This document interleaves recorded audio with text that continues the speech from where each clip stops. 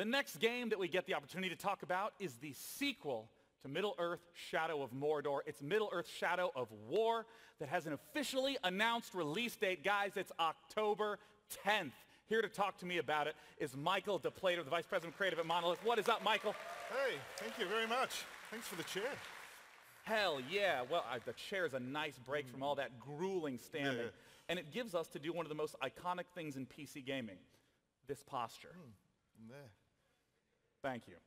Now, we've heard about the October 10th release date. What are some of the things that have been changing and building upon Shadow of Mordor in terms of Shadow of War?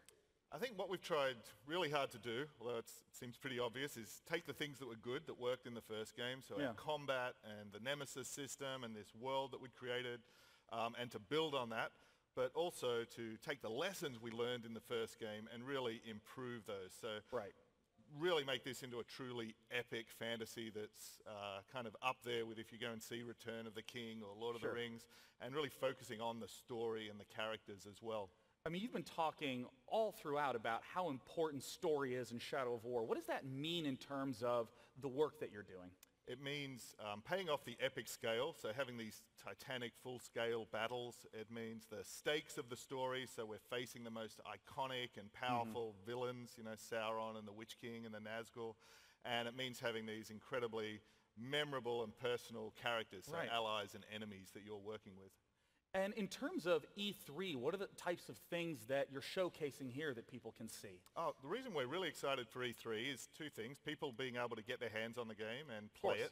And also that we're going to be giving demos of the game. But because of the Nemesis system, every single demo we give, we have no idea what's going to happen. That's awesome. We don't know which orcs or which characters are going to turn up, which stories are going to happen. So every single time people go and see the demo, they're going to see something new, and so are we.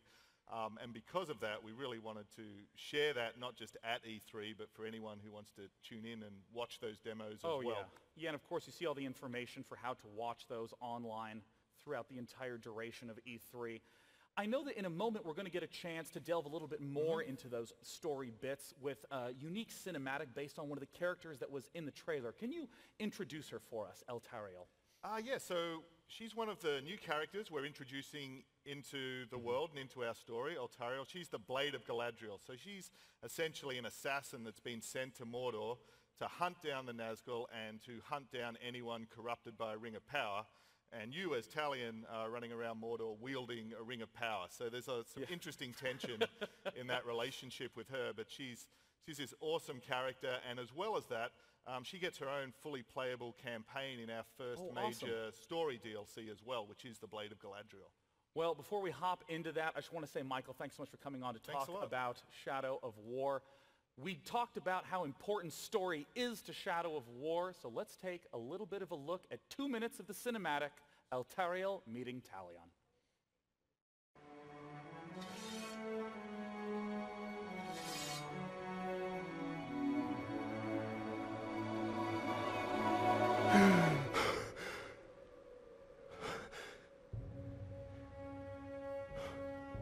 So it is true.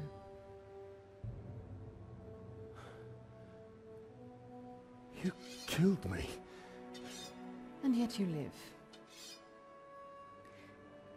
What is that like, to die and live again? Do you feel pain? Do you suffer? What of the city? Of the Palantir? The Nazgul have taken both. They belong to the Dark Lord now. Then I have failed. What if you keep fighting? He wields the light of Galadriel. We can recover the ring. Your rings are the cause of all this, Elf Lord. You can see him. I see him. Who are you? I'm the Blade of Galadriel. Since when does Galadriel work with assassins? Great threats make for unlikely alliances. You know this better than most. Now tell me more about this ring.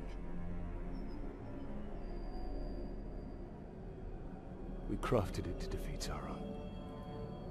But it was lost. The Nazgul will be drawn to the power of the ring. We cannot let it fall into Sauron's hands. The light of Galadriel, give it to us! Stay your hand! My light will protect us, but it will not leave my side. We must move quickly. Try to keep up.